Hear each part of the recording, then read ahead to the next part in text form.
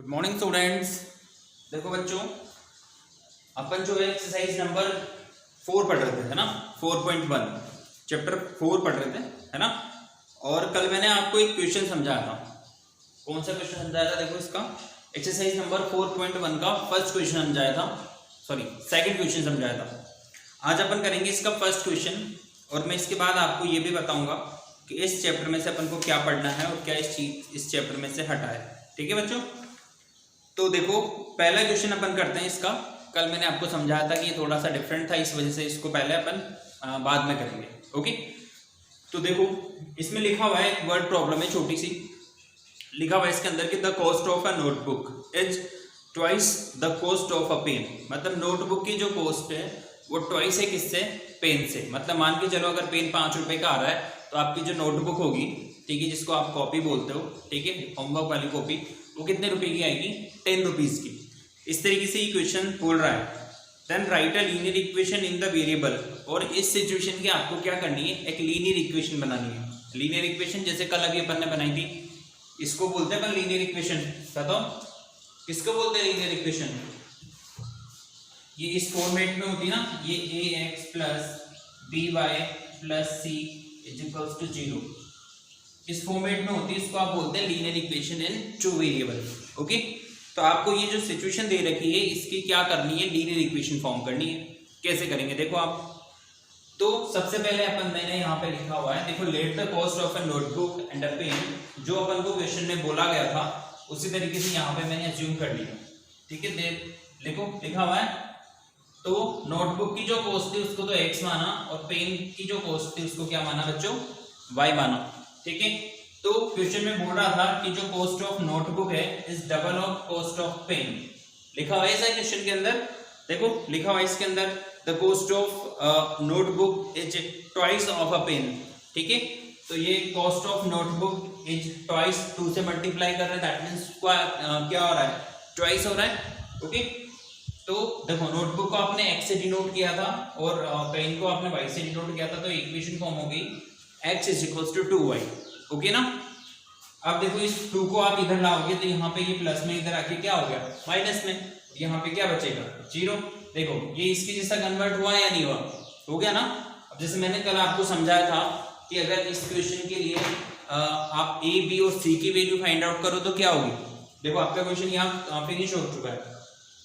बस मैं आपको ये समझा रहा हूँ कि अगर मैं इसी क्वेश्चन में अगर आपको ABC फाइंड आउट करना होता तो क्या होता? बताओ, A की वैल्यू यहाँ पे 1 होती है ना, B की वैल्यू माइनस का 2 होती, और C इक्वल्स टू क्या होता?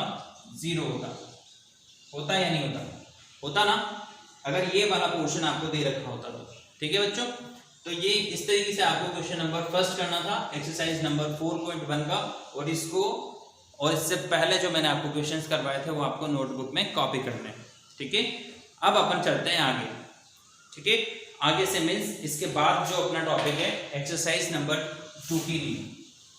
देखो एक्सरसाइज नंबर 4.2 के लिए अपने को क्या गिवन है, इसके लिए अपन को कुछ समझना पड़ेगा पहले कि आपकी जो लीनियर इक्वेशन है, आपको इस तरीके, इसको लीनियर इक्वेशन से थोड़ा फेमिलियर हो जाओ।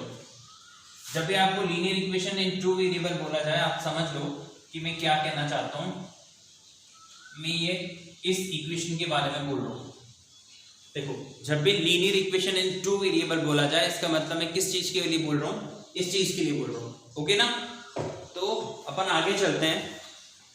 यहां पर है अपने पास solution of a linear equation. मतलब लीनियर इक्वेशन का अपना जो टॉपिक है नेक्स्ट, ठीक है, नेक्स्ट टॉपिक है अपना सॉल्यूशन ऑफ लीनियर इक्वेशन।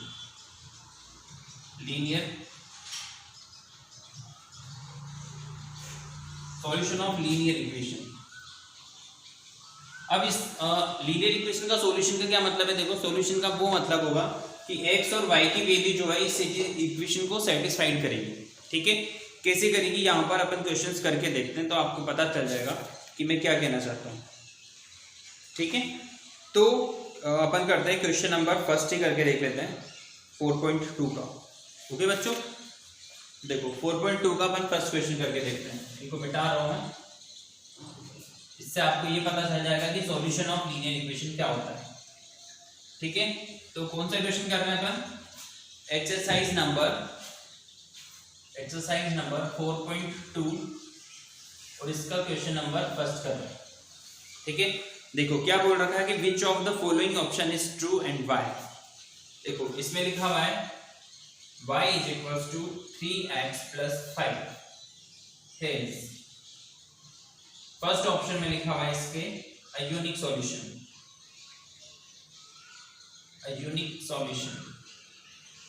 अभी मैं समझाऊंगा कि ये यूनिक सॉल्यूशन क्या होता है।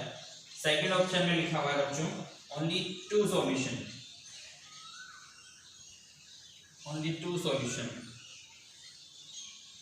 ठीक है, और थर्ड में लिखा हुआ है इनफाइनेटली मेनी सॉल्यूशन।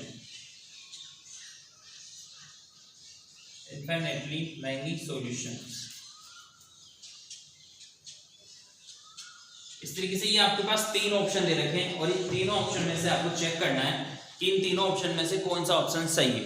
ठीक है, तो इक्वेशन अपन को जो दे रखी है, क्या दे रखी है बताओ, y is equals to 3x plus 5। ठीक है, तो यहां पर देखो मैं इक्वेशन को लिख रहा हूं, यहाँ पे ये सॉल्यूशन है अपना। ठीक है, सॉल्यूशन इक्वेशन है अपने पास y is equals to 3x plus 5। सबसे पहले बात करें अपन यूनिक सॉल्यूशन की। यूनिक सॉल्यूशन का मतलब ये होता है कि अगर किसी इक्वेशन का सिर्फ एक सॉल्यूशन हो तो उसको क्या बोलोगे आप, यूनिक सॉल्यूशन बोलोगे। कैसे, सपोज ऐसे लिखा होता 3x प्लस, सिंपली ऐसे समझ लेते हैं 3x इज इक्वल्स टू 5। ये कोई इक्वेशन है और यहां से आपको x की वैल्यू फाइंड आउट करनी होती, तो x को क्या लिखेंगे अपन 5/3। ठीक है, x का जो सॉल्यूशन होता सिर्फ एक सॉल्यूशन होता, वो क्या होता 5/3। तो इस तरीके के जो सॉल्यूशन होते हैं उनको क्या बोलेंगे अपन, यूनिक सॉल्यूशन बोलेंगे, मतलब ओनली वन सॉल्यूशन। ठीक है, उसको क्या बोलोगे आप, यूनिक सॉल्यूशन। तो अभी मैं इसको करके दिखाऊंगा आपको कि इसके बहुत सारे सॉल्यूशन होंगे। कैसे, सपोज मैंने 8, देखो यहाँ पर इसको सॉल्व कर देते हैं। x is equals to 0। सबसे पहले मैं x की वैल्यू को 0 मान रहा हूँ, तो क्या लिखेंगे यहाँ पे, क्या आएगा y is equals to 3, x को मैंने 0 माना और ये 5। क्या हो गया बच्चों, 3 इस 0 से मल्टीप्लाई होगा तो 0 आएगा, 0 प्लस 5 कितना आया 5। मतलब जब मैं x को 0 लिख रहा हूं तो y की वैल्यू कितनी आ रही है बच्चों, 5 आ रही है। ठीक है, ऐसे ही नेक्स्ट लिख लेते हैं अपन 8x इज इक्वल्स टू 1। तो ये y जो है वो क्या होगा बताओ, यहाँ पर ये 3, इस x की जगह पे ये 1 लिखेंगे प्लस का 5, तो ये कितना हो गया 3 प्लस 5 मतलब 8। मतलब जब मैं x को 1 लिख रहा हूं तो y की वैल्यू कितनी आ रही है, 8 आ रही है। ठीक है, इसी तरीके से जब मैं इसमें आगे बढ़ूं, यहाँ पे लिख ले अपन 8x इज इक्वल्स टू 3। अब x की जगह पे क्या रख के देख रहा हूं मैं, 3 रख के देख रहा हूं, तो यहाँ पर इस इक्वेशन में देखो y इज इक्वल्स टू क्या होगा 3, x की जगह पे 3 लिखा प्लस 5, कितना हो जाएगा ये 9 प्लस 5 कितना आया 14। मतलब जब मैंने x को 3 लिखा तो y की वैल्यू कितनी आ रही है 14। इसी तरीके से डिफरेंट x की वैल्यूज पर डिफरेंट y की वैल्यूज आती जाएंगी। आप इस x को चेंज करोगे, जब 0 लिखा फिर 1 लिखा फिर 3 लिखा फिर 2 लिखेंगे या व्हाटएवर जो भी अपन लिखेंगे, हर डिफरेंट x की वैल्यू पे y जो है वो आपको क्या मिलेगा, डिफरेंट मिलेगा। ओके, तो यहाँ पे ये क्या होंगे, मेनी सॉल्यूशंस होंगे। यहाँ पे क्या लिखेंगे, इनफाइनाइटली मेनी सॉल्यूशन। इसका जो ऑप्शन होगा बच्चों को क्या होगा, ये थर्ड वाला, क्योंकि देखो सेकंड में क्या बोल रहा है कि ओनली 2 सॉल्यूशन। क्या आपके पास सिर्फ 2 सॉल्यूशन होंगे, नहीं, we have lot of solution. अपने पास बहुत सारे सॉल्यूशन होंगे। x की जगह पे 0 लिखा, 1 लिखा, 2 लिखो, 3 लिखो, 4 5 6 7 8 कुछ भी लिख सकते हैं अपन। ठीक है, तो इस पहले का जो आंसर होगा बच्चों ये थर्ड वाला आंसर होगा। ओके, तो आपको क्वेश्चन समझ में आया कि ये क्वेश्चन क्या चाहता है। इस क्वेश्चन को आप कॉपी कर लेना आराम से। ठीक है, क्वेश्चन नंबर 4.2 का ये फर्स्ट क्वेश्चन था। अब मैं आपको क्वेश्चन नंबर सेकंड बताता हूं, और इस क्वेश्चन नंबर सेकंड में देखो 3 पार्ट है। पहला पार्ट मैं आपको समझाता हूं, उसके बाद आप खुद करके देखना, समझ में आ जाएगा आपको। अगर नहीं आता है तो फिर नेक्स्ट क्लास में अपन समझेंगे। देखो क्या चाहता है ये question, in question number 2 we have write 4 solution. क्या करना है अपन को? We have to write 4 solution. क्या करना है बच्चों? अपन को 4 सॉल्यूशन लिखने हैं। अभी मैंने यहाँ पे x की कितनी वैल्यूज निकाली थी? 3 वैल्यूज निकाली थी, उसको आपको क्या बोलोगे? 3 सॉल्यूशन बोलोगे, है ना। तो जैसे क्या लिखा हुआ है फर्स्ट पार्ट के अंदर, 2x plus y is equals to 7, ये लिखा हुआ है। और इसी क्वेश्चन के आपको क्या करना है? 4 सॉल्यूशन निकालना है, ठीक है। तो सबसे पहले जैसे ये फर्स्ट लिख लेते हैं 8, ये सबसे पहले लिख लेते हैं ये 8 x इज इक्वल्स टू 0। मतलब अपन क्या कर रहे हैं? x की जगह पे 0 लिखेंगे। तो क्या आएगा बताओ? ये 2x की जगह पे 0 लिखा plus y is equals to 7। ये तो क्या हो गया बच्चों? 0 plus y is equals to 7, मतलब y की वैल्यू कितनी आ गई? 7 आ गई।